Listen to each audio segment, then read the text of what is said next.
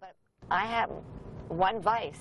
I guess I'm hard with the pedal, and I'm not lucky. I don't know how to talk my way out of a ticket. Fern Bursky averages about one traffic ticket a year. They range from not wearing her seatbelt to running stop signs. One was for making an illegal U-turn. And since she says she drives 2,000 miles a week for business, she certainly can't afford to lose her license. So she frequently visits the attorneys at the traffic ticket office. We have some clients that come in every week with a traffic ticket. Unofficial estimates are that 25 to 50 million traffic tickets are issued in the U.S. each year, generating about $8 billion in revenue for local and state jurisdictions. In Malo's experience, about 7 in 10 people will just simply pay the fine without realizing they're admitting guilt and thus racking up points on their driving records. That results in higher insurance rates and sometimes a lot worse if you're a professional driver. They're not given the option to go to traffic school to avoid the points or anything like that. If they pay the fine and they're found guilty, they can lose their driver's license. For a typical $69,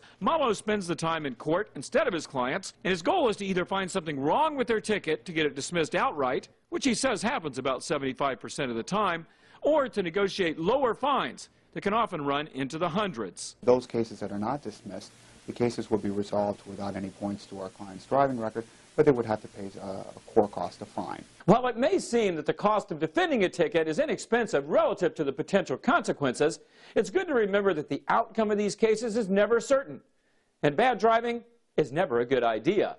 So the bottom line here is, let's see if we can avoid tickets in the first place. For Money Talks, I'm Stacy Johnson.